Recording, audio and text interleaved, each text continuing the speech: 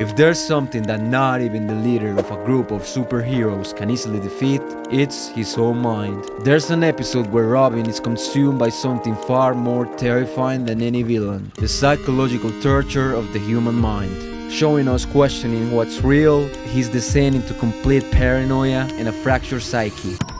As long as I'm around, you are never alone. The episode starts with Robin staying up all night looking at screens of the city. Even though nothing is happening, that's more fun than playing Marvel Rivals.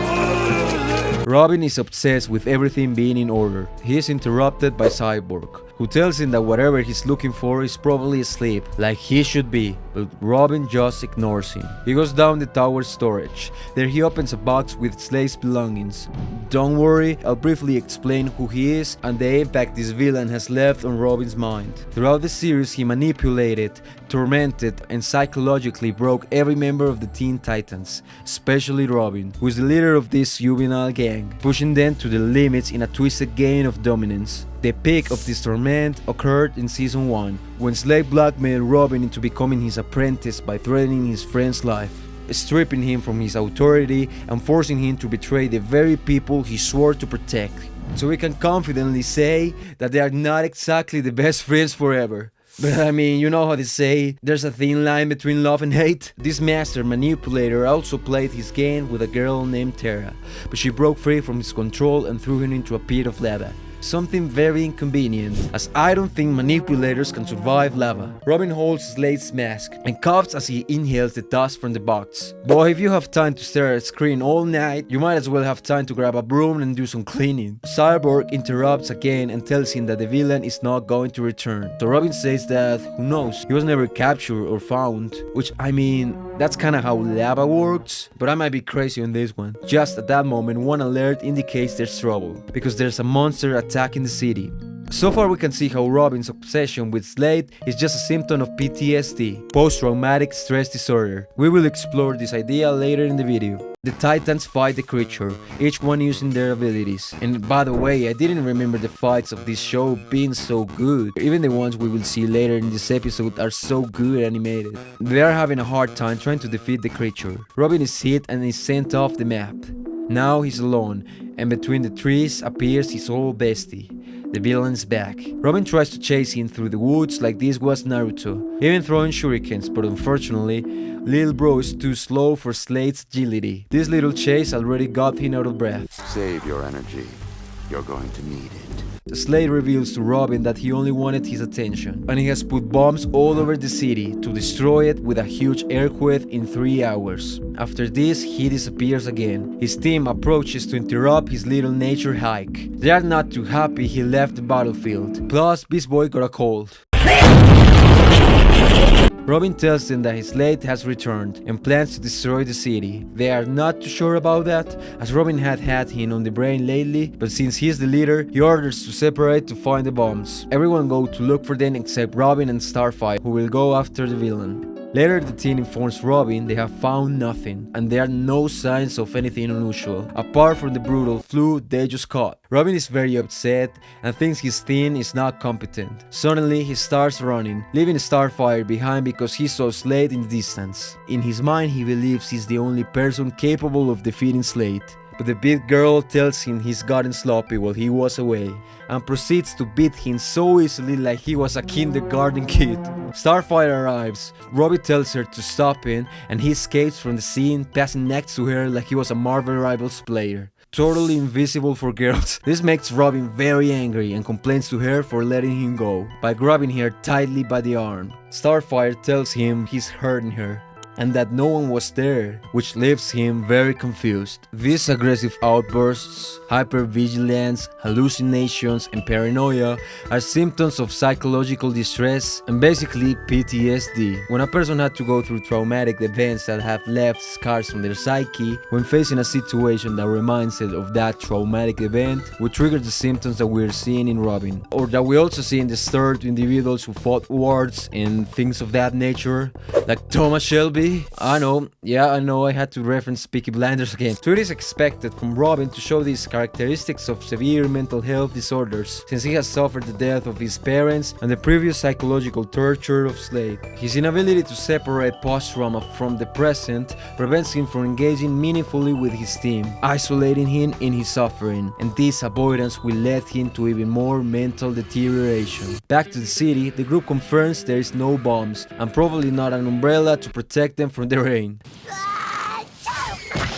Starfire arrives and tells them that Robin has gone off alone to look for Slade. She has never seen Robin so angry at her. Sometimes men can either drown his anger with alcohol or take it out on your partner, or what's better, both. Robin enters a junkyard and finds himself facing Slade again. He climbs some junk and almost dies being crushed, which would have been a pathetic death, to be honest. Slade tells him how this brings memories and how he couldn't defeat him, at least alone. Robin tries to turn on a light, but it doesn't work, and Slade continues hiding and playing the psychological game, telling him that he's gotten weaker and his friends can't see the truth in front of them. If you've stopped me, then why am I still here? When it's time for the actual physical fight, Robin cannot connect a single hit. He is just faster and levels above him. He cannot even defend himself from him. It's like anyone trying to beat me at Overwatch. There's just no chance. Just then the Titans arrive, but they find Tyler Durden fighting alone. Starfire lights up the place and Robin stops fighting. He assures them that Slade must be using technology, so that's why they couldn't see the bombs or him. But how come Robin is the only one who can see him? I fought him! You think I did this to myself? Dude, this is the only way out. They are very worried. They are standing on the only way out. No one got past him. Robin insists that he is real. He takes out one of his weapons and threatens to face anyone who gets in the way. This is definitely rock bottom to him, since he's willing to take down his own team in order to go out and buy some crack. Defeat Slade. Thankfully, he's knocked out by Starfire. The episode is showing us the social consequences of untreated psychosis. Robin's team, though concerned, struggles to understand his erratic behavior, and his inability to articulate what he's experiencing isolates him further, leaving him trapped in his delusions, feeling alienated. The tragic irony is that Robin, a hero devoted to protect others, is unable to protect himself from the battle raging within his mind. Robin wakes up in a medical room tied to a gurney because, oops, he got too silly. He hears his team talking outside how he's dangerous and how he threatened them, so he's doing tests on him. Suddenly he hears Slade's voice until he shows up, and he can't do anything. As the episode progresses, Robin's interactions with the Phantom Slade become increasingly intense, blurring the lines between reality and hallucination. His solitary battle against an unseen enemy highlights the isolated nature of psychosis. Outside, they're trying to figure out what's wrong, but everything seems fine. The cutie Patootie is clearly upset about all of this, since Robin would never act like this. His friends, he would not shout at me or... There is a cause! Suddenly, Robin's heart rate goes off the charts. Most people can't survive this level of stress until his race stops. The voice entered the room extremely worried, only to discover that Robin has disappeared and has locked them up using a quarantine protocol. Wow, at this point Robin really needs a Prozac and a cuddle. The episode is addressing a stigma about mental health. Robin as a hero is expected to be strong, resilient and composed, which is definitely not the case. His descent into paranoia and hallucinations illustrate that even a remarkable broski that can pull fine shit like Star are not immune to psychological distress. His reluctance to accept his condition and his insistence of battling demons alone show the immense pressure Robin faces as the leader of the Teen Titans. His teammates rely on his guidance, which makes them ignore his internal struggles due to social expectations, personal pride, and fear of appearing vulnerable. Bro was literally trained by Batman, a mentor notorious for his emotional detachment. Raven decides to enter Robin's mind to show him that there is no one, observing all his traumas, from the death of his parents to the psychological torture of Slade. However, she actually sees Slade through Robin's eyes.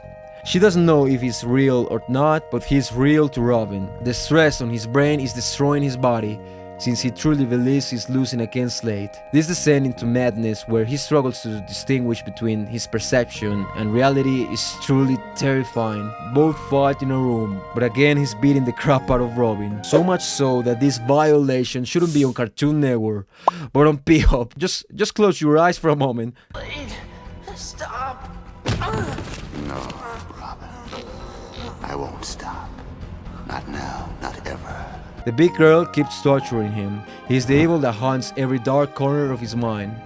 This last phrase makes Robin realize something. Robin starts accepting everything that his friends have told him, realizing he's only part of the dark corners of his mind. And as we have seen, every time it was illuminated, he disappeared. The episode takes place on a night with rain and thunder. So when a lightning strikes, when Starfire lights up the young Jack, and finally when Robin turns on the light in the warehouse, Slade disappears, representing how self-awareness and recognition of one's vulnerability is the path towards healing. Starfire arrives and Robin tells her that it's okay, as he has overcome his mental battle. Later, Cyborg tells him that when he touched the mask, Robin inhaled a toxin that made him see Slade.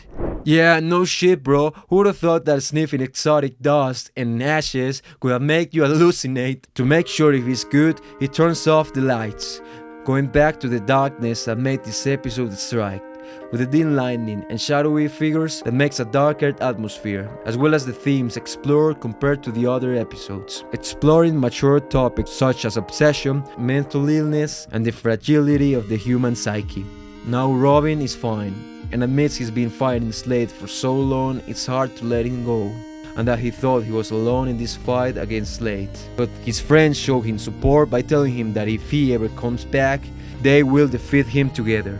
Robin's struggle is emblematic, as even a superhero can lose himself in his own mind, spiraling into a state where his internal fears dictate his perception of reality. This amazing episode shows us the fragility of the human mind and how past trauma, if left unchecked, can resurface in destructive ways. So in conclusion, do not sniff strange dust. That will give you a bad treat to your traumas. You're better off with always known and reliable cocaine.